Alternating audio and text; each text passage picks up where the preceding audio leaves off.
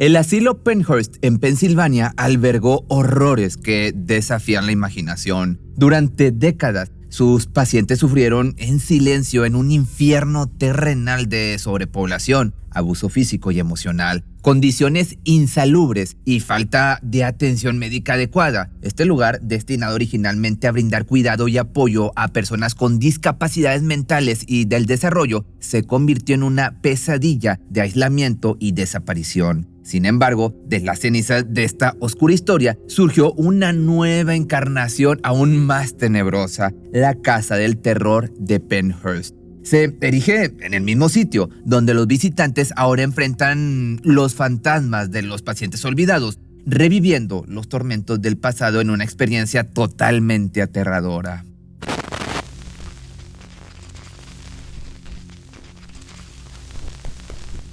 A principios del siglo XX, la sociedad estadounidense estaba experimentando cambios significativos en la forma en que abordaba la atención y el cuidado de las personas con discapacidades mentales y del desarrollo. Antes de la fundación de Penhurst, muchas personas con esta problemática vivían en condiciones precarias, marginadas y sin acceso a ningún tipo de atención adecuada. El movimiento para establecer instituciones como Penhurst estaba influenciado por una combinación de factores, incluida la creciente preocupación por el bienestar de las personas con discapacidades, la influencia de la eugenesia y la idea de que la segregación de estas personas era la mejor manera de lidiar con sus necesidades. En ese momento se creía que la atención especializada en un entorno controlado era una forma progresista de brindar tratamiento y educación. Así que en el año de 1908 se fundó oficialmente Penhurst como la Escuela Estatal de Penhurst. Su objetivo declarado era proporcionar educación y atención a personas con discapacidades mentales y del desarrollo en un entorno seguro y controlado. El énfasis estaba en la formación y la rehabilitación con la esperanza de que los residentes pudieran adquirir habilidades y mejorar su calidad de vida. Desde 1903 hasta 1908, en el tranquilo rincón de Crop Hill en Spring City, en Pensilvania, comenzaron a alzarse los cimientos del asilo, un lugar que con el tiempo se convertiría en un testigo, como te decía al principio, de sombras y un verdadero sufrimiento, un infierno en la tierra. En un vasto terreno de 633.913 acres, que vienen siendo 256.535 hectáreas, un lugar bastante grande, conocido como el campus inferior, surgieron los primeros edificios. Cada uno llevaba una designación simple pero fría. F era el comedor de niñas, G funcionaba como la cocina y el almacén, H y K eran las cabañas de las niñas, N servía como comedor de niños, P se convertía en la casa del maestro, Q, T, U y V ofrecían refugios a los niños, R se dedicaba a la educación, W albergaba la lavandería y costura y la X era la fuente de energía. En 1918, P se transformó en un edificio administrativo temporal hasta que el asilo abrió oficialmente sus puertas, acompañado por L y M en 1919. La década de 1920 vio el surgimiento de Whiteman y Wilson primero y segundo junto con Penhurst para el alojamiento del personal. La mirada al futuro se materializó en 1929 con la finalización del edificio de asambleas que se convertiría en gimnasio y auditorio para los residentes.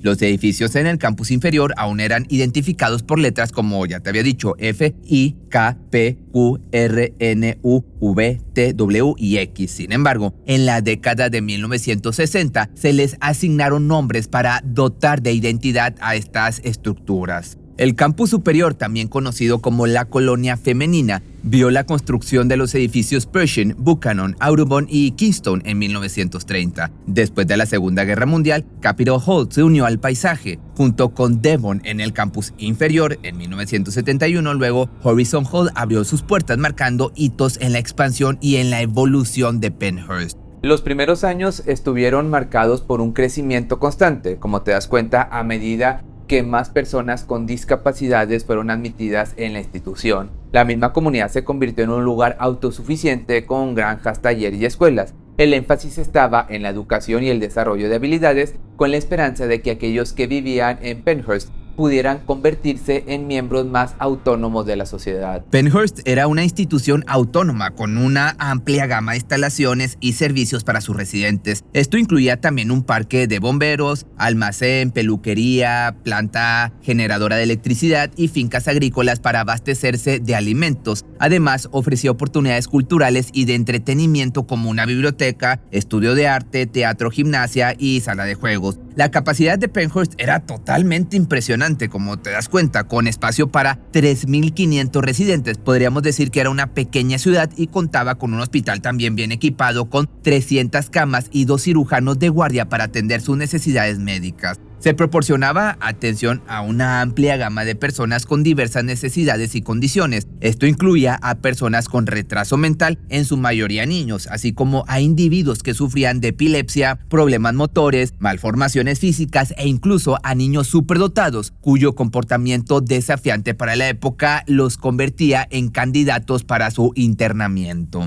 La población de pacientes era mayoritariamente joven, a pesar de que entre ellos había personas de hasta 70 años de edad. A pesar de esta diversidad de edades, se referían a todos ellos colectivamente como los niños, un término que, aunque inapropiado, podemos decir para muchos, se utilizaba en aquella época. Para diferenciar a los pacientes entre sí, se establece una jerarquía basada en 3 categorías médicas. Los retrasados abarcaban a aquellos con edades entre los 70 y los 50 años. Los imbéciles, vaya nombrecitos, incluían a aquellos con edades entre los 49 y los 20, me refiero a años, y los idiotas eran aquellos por debajo de los 20 años. Estos términos, que hoy en día serían considerados un total insulto, eran utilizados en un contexto médico en aquella época. Sin embargo, con el tiempo, obviamente estos términos médicos se volvieron estigmatizantes y ofensivos, lo que llevó a un cambio en la terminología utilizada, utilizando en su lugar términos como retraso mental leve, moderado, severo y profundo para describir las diferentes categorías de discapacidades intelectuales. Este cambio reflejó también una evolución en la comprensión y el tratamiento de las personas con discapacidad intelectual. Ya con el tiempo, la institución llegó a ser utilizada para recluir a cualquier persona que se considerara no normal según los estándares sociales de aquellos tiempos, lo que refleja una amplia variedad de condiciones y circunstancias que llevaban a la admisión en Pennhurst. Esta política de internamiento indiscriminado contribuyó a la sobrepoblación y a la adversidad de residentes en la institución, y aquí vamos poco a poco adentrándonos en lo oscuro, en lo negligente, en lo macabro. Las dificultades en este lugar eran numerosas y afectaban tanto a los pacientes como al personal. Los salarios eran extremadamente bajos, las jornadas laborales eran agotadoras y las condiciones de trabajo eran pésimas. En 1946, solo 7 médicos debían atender a una población, imagínate, de 2.000 pacientes, una cifra que aumentó a 3.500 en el año del 55. En estos años, las instituciones de este tipo ya no tenían la función de proporcionar atención médica y rehabilitación, sino más bien la de encerrar y aislar a las personas de la sociedad. La falta de recursos adecuados y la sobrepoblación llevaron a una disminución en la calidad de la atención y las condiciones de vida de los residentes. Estos problemas se agravaron con el tiempo y finalmente condujeron a la exposición de abusos y negligencias en las décadas posteriores. La institución, una vez un faro de esperanza, transformó completamente a lo largo de los años en un lugar de sufrimiento inimaginable. Los abusos que ocurrieron dentro de sus muros son una mancha oscura en la historia de la atención médica y la negligencia institucional en los Estados Unidos. Los edificios que originalmente se construyeron con fines terapéuticos y de atención a los pacientes quedaron abandonados y en desuso. Esto ocurrió principalmente debido a la falta de personal disponible para trabajar en estos edificios y porque, lamentablemente, la terapia y el cuidado de los pacientes no era una prioridad. El presupuesto diario asignado para cada paciente resultaba insuficiente y, en muchos casos, ni siquiera alcanzaba para cubrir sus necesidades básicas. El abuso físico, una pesadilla constante, era un tormento que los residentes enfrentaban día tras día. El personal de la institución, en lugar de ser guardianes compasivos, se convirtieron en perpetradores despiadados, golpeando a los pacientes a placer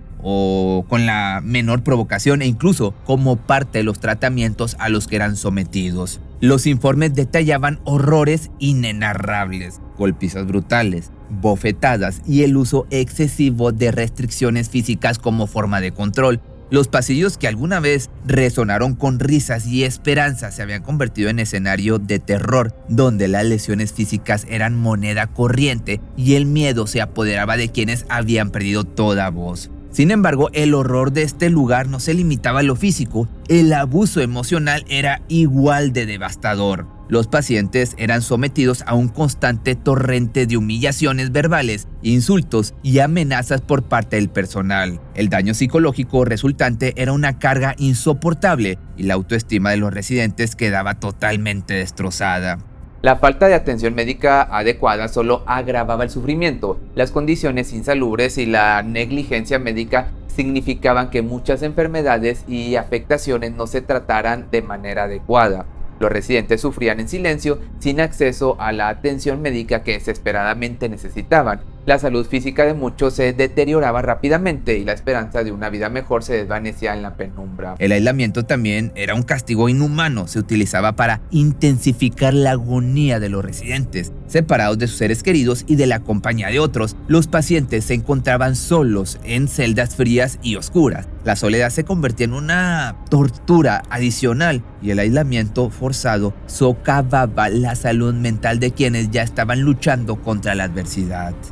Piense en una sala de bebés y niños de entre 6 meses y 5 años, es lo que recuerda Baldini, un reportero que visitó el lugar en el año del 68. Hay 80 de ellos en jaulas de metal. Tenían que atenderlos todos los días, todo el día. Estas personas estuvieron literalmente acostadas sobre sus propias heces durante días. En 1977, el punto crítico en la historia de Pennhurst llegó cuando la institución fue declarada culpable de violar los derechos humanos. Los informes de abusos, golpizas, periodos de aislamiento, abandono y otras formas de maltrato perpetradas por el personal se hicieron públicos y se convirtieron en una denuncia impactante de las condiciones inhumanas en la institución. Un factor también crucial en la exposición de estos abusos fue el documental en el año del 68 titulado Dejad a los niños, producido por Bill Baldini de la NBC. Este personaje que te platicaba anteriormente, que a la vez su trabajo conmovió a la opinión pública al mostrar de manera gráfica y conmovedora las terribles condiciones de Pennhurst y el sufrimiento de sus residentes. Después de que se declarara este lugar culpable de los abusos a los derechos humanos, se tomaron medidas para trasladar a los pacientes a otros lugares más apropiados. Muchos de ellos se encontraban en un estado, te puedes imaginar, totalmente lamentable debido a los abusos y la negligencia que habían sufrido en este lugar. Los edificios en Pennhurst quedaron abandonados a excepción del edificio central que fue utilizado como hospital de veteranos de guerra. Finalmente, en el año del 87, cerró definitivamente sus puertas. Este cierre marcó un fin en una era oscura en la atención de personas con discapacidades en Estados Unidos y el comienzo de un movimiento hacia un enfoque más centrado en la comunidad y basado en los derechos humanos para el cuidado de estas personas. El lugar pasó a ser un símbolo de abuso y negligencia a un recordatorio de la importancia de respetar y proteger los derechos de todos los individuos, independientemente de sus capacidades. Pero, con todo esto, el horror que se vivió en este lugar no se borra con nada y sumándole veteranos de guerra, se hace una mezcolanza que se convierte obviamente en algo totalmente tétrico y paranormal. Y esto es de lo que te voy a platicar ahora, del horror que se vive en este lugar o se vivió en este lugar. La reputación de Pennhurst como un lugar con una presencia inquietante de almas en pena no es sorprendente, como te digo, dadas las terribles experiencias que ocurrieron dentro de sus paredes. Uno de los lugares más aterradores en la institución es el cuarto de los castigos, donde los internos eran sometidos a condiciones inhumanas, encerrados con camisas de fuerza durante días sin recibir alimento ni ver la luz del sol. Quienes se aventuran a visitar este lugar a menudo informan sentirse profundamente incómodos, experimentando mareos, falta de aire y una sensación de frío persistente que los obliga a retirarse. Además de las sensaciones físicas perturbadoras, muchos visitantes también han notado fenómenos paranormales en este lugar. Se ha informado que los dispositivos electrónicos como celulares y cámaras dejan de funcionar misteriosamente en ciertas áreas de la institución. El área que solía albergar a los niños pequeños o la guardería parece también ser un punto particularmente cargado de actividad paranormal.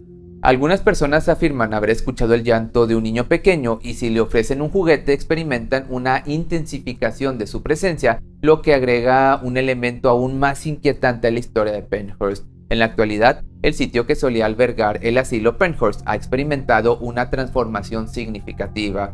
Después de su cierre en el año 87, los edificios quedaron abandonados durante algún tiempo, pero más recientemente se han realizado esfuerzos para reutilizar y preservar parte de la historia de este lugar. El sitio se ha convertido en un lugar que alberga eventos de turismo paranormal y visitas guiadas que exploran su turbulenta historia y los fenómenos paranormales reportados por los visitantes. Se han llevado también a cabo esfuerzos de restauración selectiva en algunos de los edificios para mantener su integridad histórica y ofrecer una visión de lo que fue este lugar en sus días oscuros. Esto ha contribuido a mantener viva la memoria de las condiciones inhumanas que prevalecieron en la institución y a concientizar sobre la importancia de los derechos de las personas con discapacidades. Además, algunos de los terrenos que solían pertenecer a este lugar se han destinado a otros usos, como un centro de salud mental y un desarrollo residencial. Estos esfuerzos buscan revitalizar la zona y brindar servicios y viviendas más adecuadas a las necesidades de la comunidad. Pero, ¿a ti te gustaría vivir en un lugar así?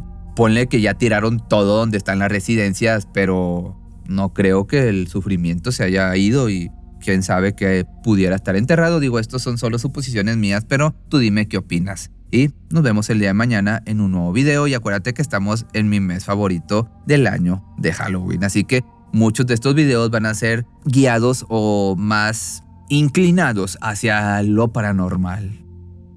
Si te gustó este video no olvides seguirme en mis redes sociales y acuérdate que este tipo de videos son por este mes que estamos en Halloween. Si tienes alguna petición me lo puedes dejar aquí en los comentarios o si no mándame un correo que es correo@pepemisterio.com.mx.